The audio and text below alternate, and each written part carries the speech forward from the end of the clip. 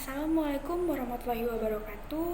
Kami dari kelompok 1 akan mempresentasikan tentang generasi internet dalam keluarga yang disusun oleh Frida Sinta Maharani, Rifan Azizi, Silvana Patricia, Randy Ananda, Lita Kartika, dan Nisa Adelia. Dalam presentasi kali ini, kami akan membahas tentang yang pertama, apa itu generasi internet dalam keluarga. Yang kedua, bagaimana dampak teknologi komunikasi dalam keluarga. Yang ketiga, mengapa terjadi bullying, pornografi, dan predator.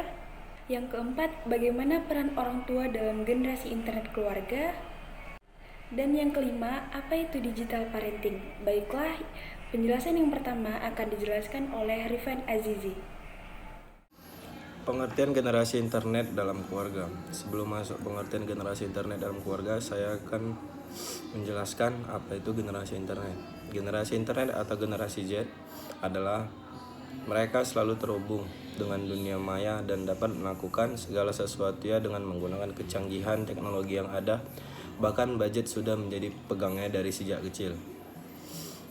Saat itu, perkembangan teknologi informasi telah mengubah pola komunikasi di dalam keluarga. Terlebih lagi pada generasi milenial yang hidup dan tumbuh dengan dunia digital. Kondisi ini menjadi tantangan tersendiri bagi kaum ibu, sehingga pola asuh dan bimbingan tidak bisa lagi seperti di era-era sebelumnya. Di era sebelum digital hadir, pola hubungan dalam keluarga terjadi secara lebih dekat. Tapi di era sekarang, walau telah berada dekat secara fisik, namun telah menjauhkan pola komunikasi. Kecenderungan perilaku individual terus terjadi. Demikian pula fenomena hedonis di kalangan remaja semakin menguat. Inilah tantangan kaum ibu di era digital yang tidak mungkin dihindari, namun harus dihadapi. Di era serba digital, orang tua dituntut tidak ketinggalan zaman. Mereka harus lebih maju ketimbang anak-anak sehingga mampu mengarahkan dan membimbing. Dampak teknologi komunikasi dalam keluarga. Teknologi dapat menjauhkan namun dapat juga mendekatkan hubungan keluarga. Jenis dampak ini dapat dipilih, tergantung bagaimana keluarga dapat menyikapi dan mengontrol penggunaan teknologi. Apakah dampak positif dan negatif dapat terjadi secara bersamaan, seperti penggunaan telepon. Telepon memang dapat membuat komunikasi antar keluarga lancar, tapi dengan adanya telepon, ada kemungkinan niat untuk berjumpa secara langsung akan berkurang. Selain itu, walaupun telepon dapat mempercepat komunikasi, tidak menutup kemungkinan bahwa perkataan di telepon itu benar. Seperti saat orang tua bertanya keberadaan anaknya melalui telepon. Anak tersebut mengatakan ia berada di sekolah, tetapi ternyata berada di warnet. Bullying, pornografi, dan predator. Ada banyak faktor penyebab bullying pada anak, salah satunya adalah dari faktor keluarga. Anak yang tumbuh dan berkembang di dalam keluarga yang kurang harmonis, orang tua yang terlalu emosional, dan kurangnya perhatian orang tua terhadap anak dapat menyebabkan timbulnya perilaku menyimpang, salah satunya bullying. Yang kedua adalah pornografi. Selain itu, ada beberapa penyebab lain yang membuat seseorang kecanduan terhadap pornografi, di antaranya kondisi mental untuk menghindari tekanan psikologis, masalah hubungan, atau menjadi pelampiasan ketidakpuasan seksual, norma budaya yang tidak sehat, terutama dalam lingkungan sekitar.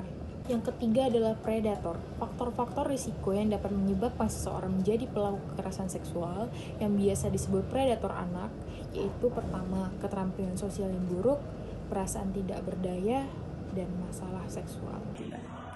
Selanjutnya di sini saya akan menjelaskan tentang peranan orang tua yang kepada anak berdampak dalam internet.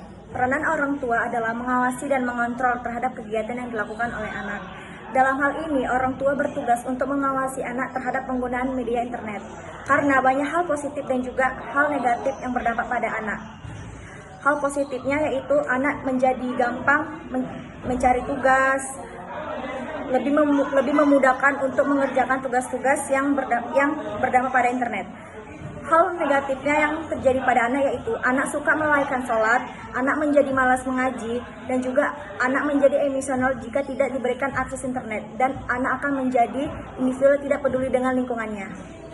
Digital parenting. Digital parenting menurut Jennifer merupakan strategi pengasuhan orang tua terkait aturan penggunaan perangkat digital baik online maupun offline untuk melindungi keselamatan anak dari ancaman penggunaannya. Rode 2009. Contohnya 1. Meningkatkan dan memperbarui wawasan tentang internet dan gadget. Kedua, memberikan pemahaman dan kesadaran bersama akan dampak negatif dari internet atau gadget. Sekian dari presentasi kami, kurang dan lebih kami mohon maaf. Assalamualaikum warahmatullahi wabarakatuh.